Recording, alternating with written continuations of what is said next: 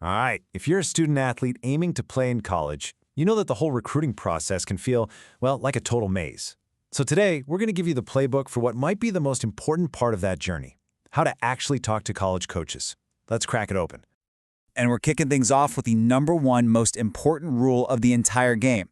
Coaches, you got to understand, they want to recruit you, the mature, responsible student athlete, not your parents. Every single email, every phone call, it's a test. It's your chance to prove you're the one they want. So owning this whole process yourself, it's absolutely non-negotiable.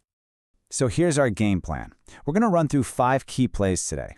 First, making that initial contact. Second, getting ready for the actual phone call. Third, what you should be saying. Fourth, what they're going to ask you. And fifth, the secret weapon. Always, always following up. Okay, play number 1, making first contact. You have to think of your first email as your digital handshake. Coaches get a mountain of these things every single day. This is your one shot to make a great first impression and get yourself out of that massive slush pile. And here's the secret sauce behind why this works. Coaches get hundreds of generic copy-pasted emails. A personalized message, one that shows you've actually done some research, it instantly tells them you're not just spamming every school in the country. You've chosen their program for a reason. And believe me, that effort alone puts you way ahead of the pack. So how do you do it? It's actually a really simple 4-step process. Step 1, personalize it. Mention the team's big win last weekend or a player you really admire. Step 2, keep it short and sweet. These coaches are busy people, so get right to the point. 3, attach your info. Your resume, a link to your highlight video. Make it easy for them. And 4, and I really can't stress this enough, proofread it. A simple typo is the fastest way to the trash folder.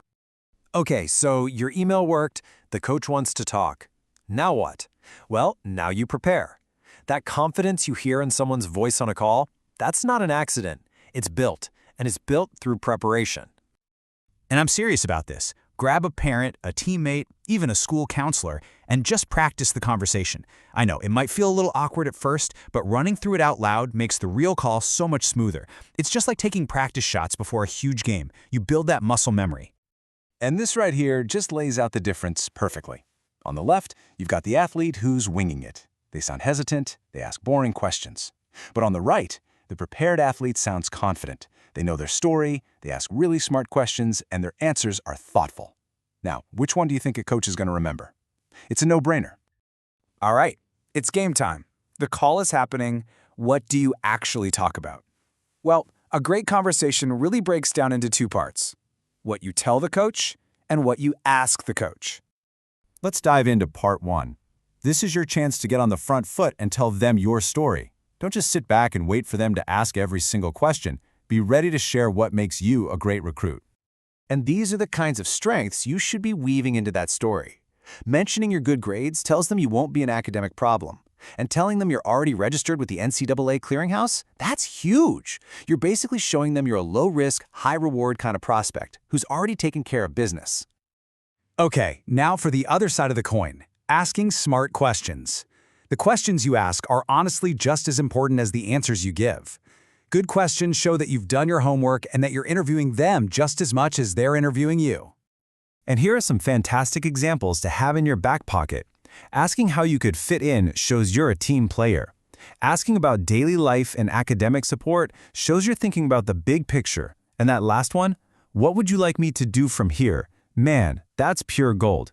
It shows you're proactive and ready for the next step. All right, you've told your story, you've asked your questions, now let's flip the script. The coach is going to have some questions for you, and you absolutely need to be ready for them. A coach will often start with something that seems kind of broad, like this one. But they're not just making small talk. What they really want to know is what drives you, both in your sport and in the classroom. They're trying to see if your goals actually line up with what their university has to offer. Oh yeah, this is a big one. The coach has to know if you can handle the incredible pressure of being a student athlete. Your answer here needs to show that you are totally committed to the team, but also that you can balance it with your classes, your family, and everything else. It's all about that balance.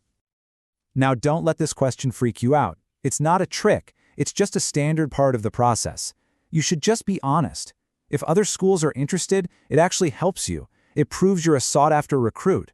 The coach is just trying to figure out who their competition is and what your timeline looks like.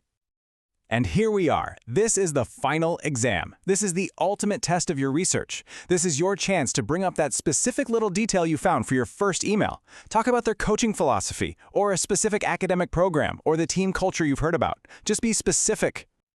We've reached our fifth and final play. And honestly, this might be the one that separates the good recruits from the great ones. The follow-up. Because the conversation doesn't just stop when you hang up the phone. And let's get one thing straight. Following up is not the same as nagging. It's professional persistence. A quick email update after a tournament or when you get new test scores, that little stuff shows maturity. And crucially, it keeps you top of mind for a coach who's juggling dozens of other names.